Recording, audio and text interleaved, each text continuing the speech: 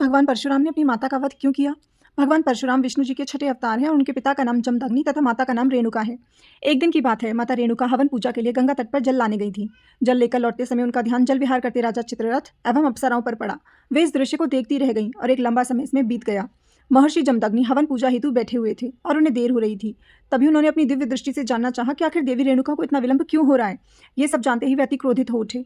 जब तक देवी की रेणुका आश्रम पहुंची तब तक हवन पूजा में बहुत विलंब हो चुका था और महर्षि जमदग्नि आग बबूला थे। क्रोध में उन्होंने अपनी पत्नी को मर्यादा विरोधी आचरण करने हेतु दंड देने का निश्चय किया। महर्षि जमदग्नि एवं माता रेणुका के सभी पुत्र वहां उपस्थित थे। उन्होंने एक एक कर अपने पुत्रों को अपनी माता का वध करने का आदेश दे दिया। अपने पिता की अवहेलना कर उनके 4 पुत्रों ने माता का वध करने से मना कर दिया। पिता की आज्ञा विमुख होने के कारण महर्षि ने अपने चारों पुत्रों को विचार शून्य होने का श्राप दे दिया। यह सब भगवान परशुराम देख रहे थे। तभी महर्षि जमदग्नि ने अपने सबसे छोटे पुत्र भगवान परशुराम से माता का वध करने को कहा। तब भूत भविष्य जानने वाले भगवान परशुराम ने बिना एक क्षण समय व्यतीत किए अपनी माता का सर काट कर उनका वध कर दिया। यह देख महर्षि जमदग्नि अति प्रसन्न हुए। उन्होंने अपने बेटे परशुराम से 3 वरदान मांगने को कहा। तब इन सब बातों को पहले से जानने वाले भगवान परशुराम ने 3 वरदान मांगे। पहला, माता रेणुका पुनर्जीवित हों और उनके चारों भाई स्वस्थ हो जाएं। दूसरा, इनमें से किसी को भी इन बातों की स्मृति न रहे। तीसरा, वे दीर्घायु एवं अजय हों। भगवान परशुराम की मांग सुनकर महर्षि जमदग्नि को अपने क्रोध का एहसास हुआ।